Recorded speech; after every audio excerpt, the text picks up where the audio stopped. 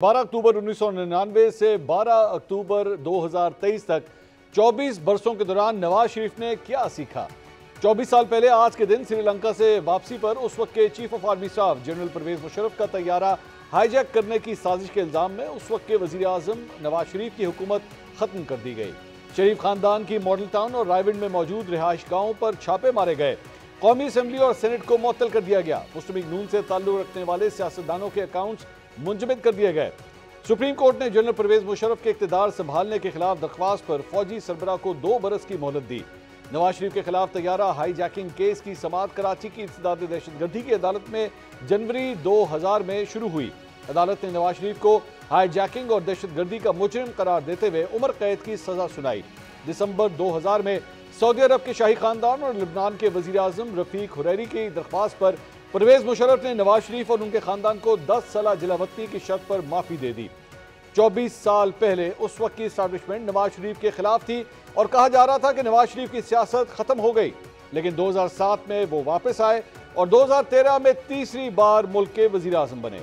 2017 में Panama case में उनको नाअहल करार देकर वजीर आजम के ओहदे से हटा दिया गया और नवंबर 2019 में इलाज के लिए बरतानिया चले गए।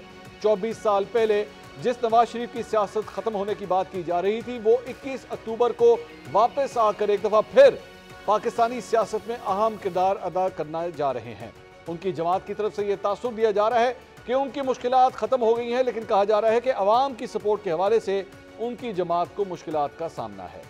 नाज़रीन, मुल्क की सियासत पर नजर रखने वालों का कहना है कि अब नवाज शरीफ और इस्टेब्लिशमेंट एक पेज पर हैं। दूसरी तरफ उनके सियासी हरीफ इमरान खान 9 मई के वाकयात के बाद जेल में हैं। 24 साल पहले नवाज शरीफ तैयारा साजिश केस की वजह से जेल में थे और उनको नाअहली का सामना करना पड़ा था।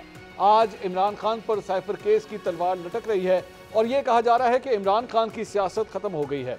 2002 के इंतखाबात में उस वक्त की फौजी क़यादत के शदीद मुखालफत के बावजूद मुस्लिम लीग नून ने इंतखाबात में हिस्सा लिया था, लेकिन 2024 में होने वाले इंतखाबात में तहरीक इंसाफ हिस्सा लेगी या नहीं, इस पर अभी तक सवालिया निशान है। नवाज शरीफ ने पिछले 24 बरसों में कुछ सीखा है या नहीं, ये तो वक्त ही बताएगा। आइंदा आम इंतखाबात, मेरे कप्तान की सियासी मुस्तकबिल और मियां नवाज शरीफ की वतन वापसी से पैदा होने वाली सियासी मंजरनामे पर हम 7 सवाल पूछते हैं। सवाल नंबर 1, 1999 में मियां नवाज शरीफ एस्टेब्लिशमेंट के साथ लड़ाई में इक़्तिदार से बाहर हुए थे। उसके बाद 2017 में यही सीन दोहराया गया। जो बात उन 18 बरसों में नवाज शरीफ को समझ ना आ सकी, क्या गुज़िश्ता 6 बरसों में वो समझ आ गई है?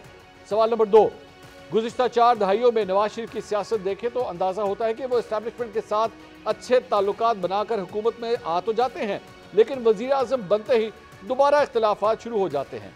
आने वाले इलेक्शन के बाद अगर नवाज शरीफ वज़ीर आज़म बनते हैं तो क्या ये मंजर एक बार फिर देखने को मिल सकता है? सवाल नंबर 3, निगरान वज़ीर आज़म ने आज एक इंटरव्यू में कहा है कि मियां नवाज शरीफ को वतन वापसी पर कुछ कानूनी सवालात का सामना करना होगा। क्या नवाज शरीफ आते ही गिरफ्तार होंगे? सवाल नंबर 4, कुछ दिन पहले नवाज शरीफ ने कहा कि वो लिख कर देने को तैयार हैं कि अगली हुकूमत उनकी है। नवाज शरीफ को इलेक्शन में कामयाबी का यकीन किसने दिलाया है? सवाल नंबर 5, 1999 में मुस्लिम लीग नून जिन हालात का सामना कर रही थी, आजकल तकरीबन वही हालात तहरीक इंसाफ के हैं। अगर मियां नवाज शरीफ 24 बरसों में वाकई कुछ सीख चुके हैं तो क्या वो तहरीक इंसाफ की मुश्किलात कम करने में कोई किरदार अदा करेंगे? सवाल नंबर 6, 1985 से लेकर अब तक कोई भी वजीर आजम 5 साल की मुद्दत पूरी नहीं कर सका। क्या इसकी जिम्मेदारी सिर्फ एस्टेब्लिशमेंट पर डाली जा सकती है या सियासतदानों की भी अपनी गलती यहाँ मौजूद है? सवाल नंबर 7, गुज़िश्ता 24 बरसों में पाकिस्तान में जमहूरियत मजबूत हुई या उसी हाल में है जिसमें 12 अक्टूबर 1999 को थी? इन तमाम सवालों के जवाब ढूंढने की कोशिश करेंगे। मेरे साथ मौजूद होंगे सीनियर तज्जियाकार मुजम्मल सोहरवर्दी साहब, हमें ज्वाइन करेंगे सीनियर तज्जियाकार और एंकर पर्सन मुबशर लुकमान साहब, और इस पैनल का हिस्सा होंगे सीनियर तज्जियाकार इरशाद भट्टी साहब।